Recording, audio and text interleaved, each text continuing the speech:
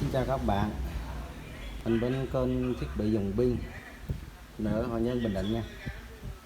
Mình cũng có mấy cái sản phẩm để giới thiệu đến các bạn, khoảng cỡ 20 sản phẩm. Thì các bạn nhìn xem mà có cái sản phẩm nào mà theo nhu cầu của các bạn thì bạn gọi số điện thoại thì mình để trên cái tiêu đề. Thì mình có một số vít máy cưa gỗ, máy khoan bê tông mini, cũng về được vài cây máy khoan. Trước tiên mình có một cái sản phẩm là bốt khoan bê tông bốt 36V. Nói chung là mình không chưa có pin nha các bạn, nhưng mà mình bao sóng bao chạy.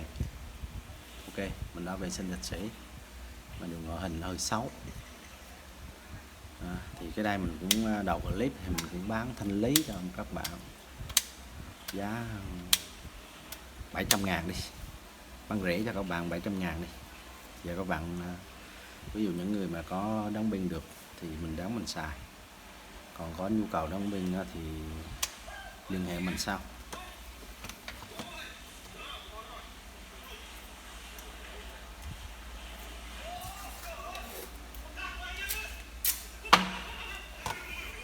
Rồi, sản phẩm đầu tiên có giá là số 1 700.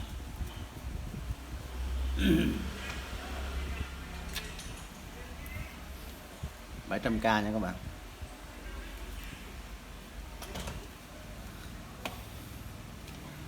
Rồi mình cũng có một số của pin máy của Hitachi, có 2 cây 14V và 3 cây 18V. Thì đây mình cũng test máy cho các bạn luôn, trong là đầy đủ chức năng.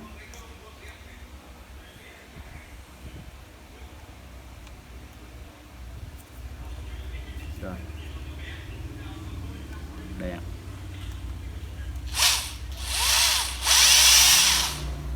đảo chiều,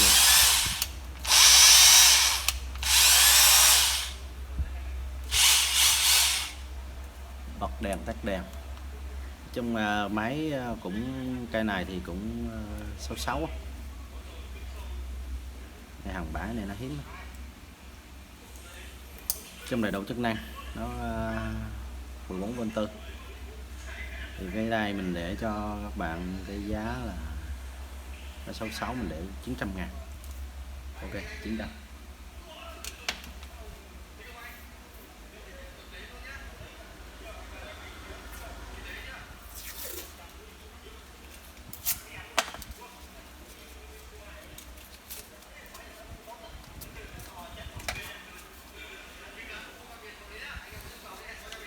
Cây số 2 900. Số 2 900 nha các bạn. Do nó cao su nó cũng thấp đây, nó 66.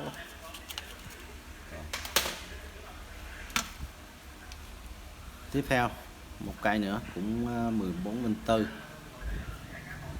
Nói chung là mình vệ sinh là trong ngoài sạch sẽ. Những cái hàng bê tông đây mình vệ sinh nó cực á, nhưng mà mình phải vệ sinh cho kỹ để các bạn về là chỉ có các bạn xài, chung là ok, dầu mỡ ok, chứ còn không có, chỉ có pin về pin là xài. Còn các bạn có nhu cầu mà đóng pin thì liên hệ mình.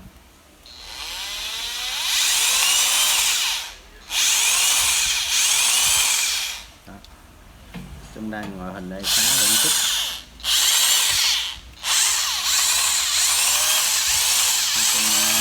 Rất là ok. Đó.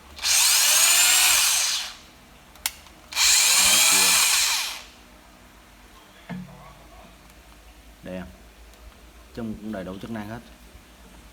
Rồi, cái này thì mình để cho các bạn là 1 triệu.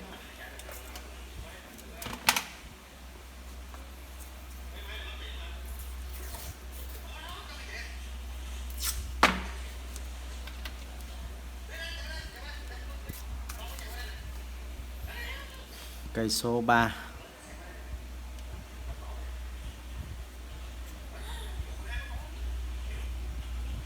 1 triệu nha các bạn.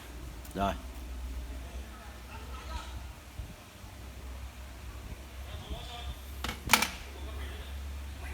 bên mình vẫn ship code, chuyển khoản thì bao ship, mà còn ship code thì cặp rước mình 100.000, rồi bao nhiêu tiền có thì các bạn gửi.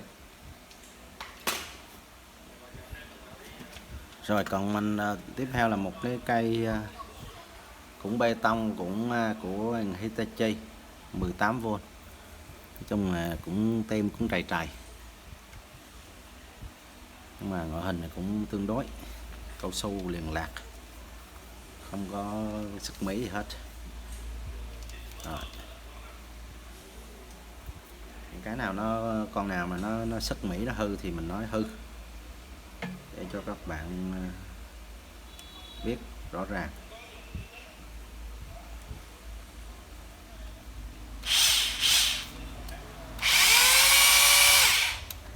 Mấy trong mình nó cũng êm.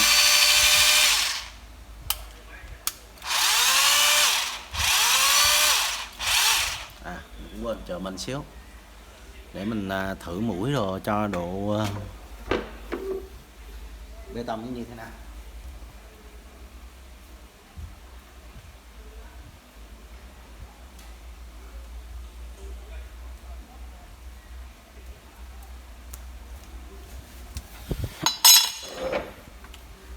Cái này hàng tuy nhỏ nhưng mà mạnh lắm nha các bạn. Đây là chế độ búa này.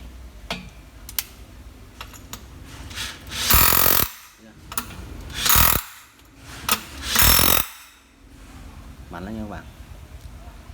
Còn nếu mà muốn mấy bạn nào kỹ á, thì cứ chọn cây nào thì mình có cái clip test cụ thể cho các bạn rồi mình gửi hàng.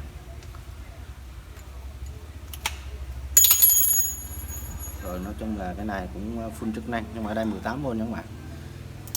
Bây giờ mình đang thử pin là pin 14V nên là nó chạy cũng không đủ công suất của nó đâu. Rồi cái này thì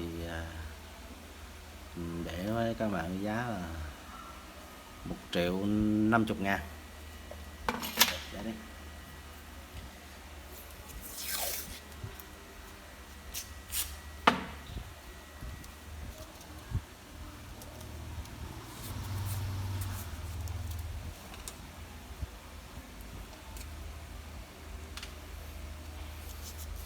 Cây số 4 1.050.000. Rồi 1.050.000 nha các bạn.